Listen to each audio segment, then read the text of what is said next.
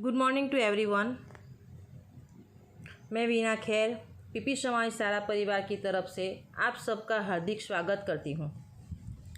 विद्यार्थी मित्रों, हिंदी में आज व्याकरण विराम चिन्ह, जो आगे के पीरियड में मैंने आपको विराम चिन्ह का अर्थ आपको समझाया था कि विराम का अर्थ क्या होता है। विराम और चिन्ह दोनों शब्दों का विच्छेद करते हुए मैंने आपको समझाया था कि विराम का अर्थ होता है रुकना, ठहरना, विश्राम करना, और चिन्ह का अर्थ होता है निशान। यानी कि रुकने के लिए जो चिन्ह लगाए जाते हैं उसे हम विराम चिन्ह कहते हैं। उसकी परिभाषा भी हमने देखी थी कि किसी विषय को भिन्न भिन्न भागों में बांटते या पढ़ते वक्त ठहरने में कुछ चिन्हों का उपयोग किया जाता है, उन्हें हम विराम चिन्ह कहते हैं। दो विराम चिन्ह के बारे में हमने उदाहरण के साथ देखा था कि पूर्ण विराम और अल्प विराम। पूर्ण विराम कब लगाया जाता है? तो पढ़ते या लिखते समय जहाँ वाक्य समाप्त होता है वहाँ पूर्ण विराम लगाया जाता है। उसके उदाहरण भी हमने देखे। अल्प विराम कहाँ लगाया जाता है? तो वाक्य पढ़ते समय जिस स्थान पर थोड़ी देर रुकना होता है वहाँ हम अल्प विराम का चिन्ह प्रयोग करते हैं, वो भी हमने देखा। आज हम देखेंगे तीसरा चिन्ह जिसका नाम है अर्धविराम। तो अर्धविराम किसे कहते हैं? तो देखो विद्यार्थी मित्रों कि वाक्य पढ़ते समय जिस स्थान पर अल्प विराम से अधिक और पूर्ण विराम से कम ठहरना होता है वहाँ अर्धविराम का चिन्ह रखा जाता है। क्या कहते हैं कि जब हम वाक्य पढ़ते हैं तो वाक्य पढ़ते समय जब वाक्य पढ़ते हैं तो जिस स्थान पर अल्प विराम से अधिक, अल्प विराम में कितना रुकना होता है? थोड़ा ही रुकना होता है, और उसमें यहाँ पे अर्धविराम में अल्प विराम से अधिक और पूर्ण विराम से कम ठहरना होता है, वहाँ अर्धविराम का चिन्ह रखा जाता है। देखो यहाँ पे दो उदाहरण है कि जी हाँ।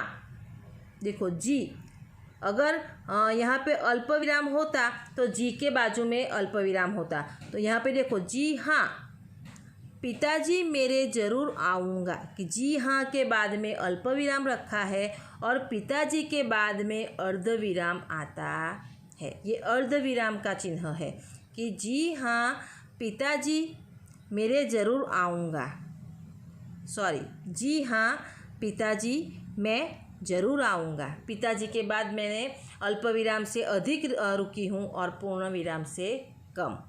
दूसरा उदाहरण है कि उसने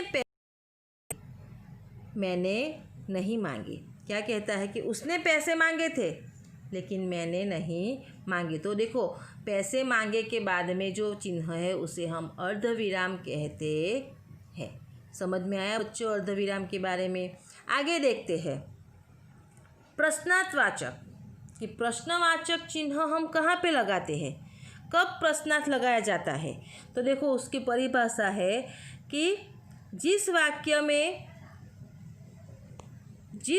में प्रश्न पूछा गया है उसके अंत में प्रश्नवाचक चिन्ह रखा जाता है। कि जिस वाक्य में जो वाक्य ऐसा हो जिसमें प्रश्न पूछा गया हो कि तुम कहाँ थे, तुमने क्या खाया, तो मैंने ये प्रश्न पूछा है कि तुम कहाँ थे।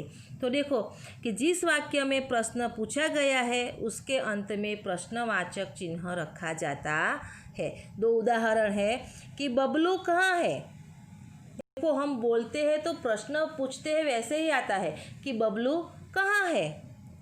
दूसरा है तेरे पिताजी क्या करते हैं। मैंने प्रश्न पूछा है कि तेरे पिताजी क्या करते हैं। तो प्रश्नवाचक कब लगाया जाता है? कि वाक्य में प्रश्न पूछा गया हो वहाँ पे हम प्रश्नवाचक चिन्ह लगाते हैं। पांचवा चिन्ह है विस्मय सूचक चिन्ह। विस्मय सूचक चिन्ह यानी આપણે એને ગુજરાતીમાં શું કહીએ ખબર? ઉદ્ગાર चिन्ह। विस्मय सूचक यानी उद्गार चिन्ह।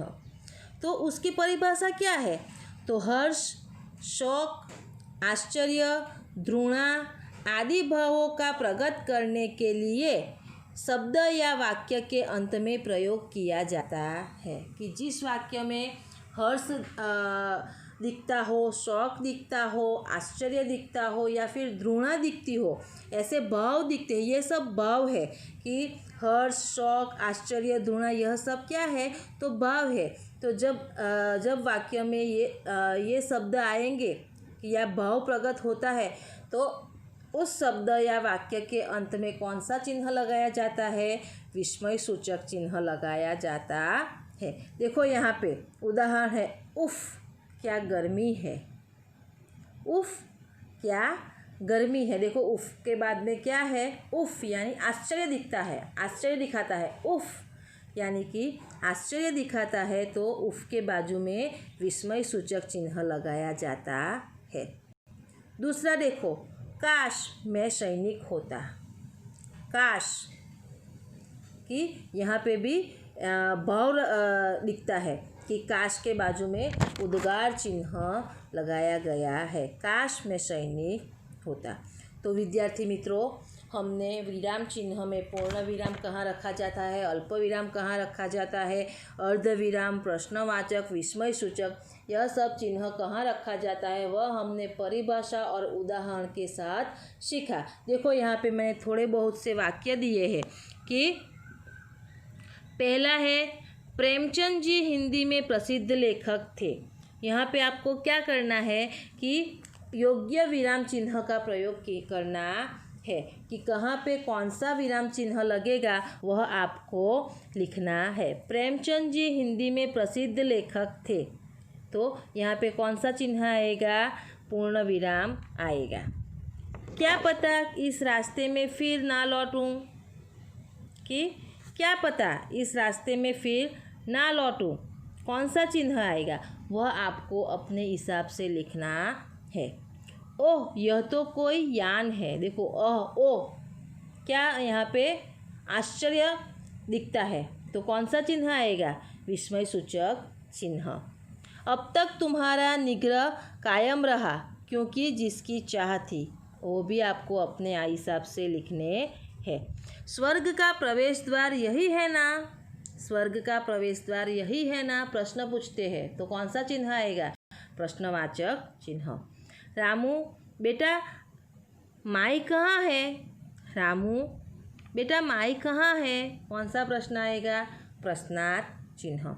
तो देखो विद्यार्थी मित्रों, आपको पूरा वाक्य अच्छे से पढ़ना है, उसमें आपको सोचना है कि कौन सा चिन्ह आएगा और फिर आपको चिन्ह लगाने हैं। अगर आपको समझ में नहीं आएगा तो आप मुझे ऑनलाइन क्लास में पूछ सकते हैं, मैं आपको फिर से समझाऊंगी। समझ में आया?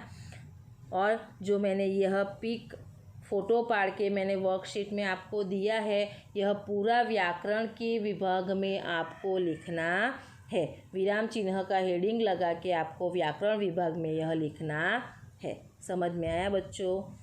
Thank you. Stay home, stay safe.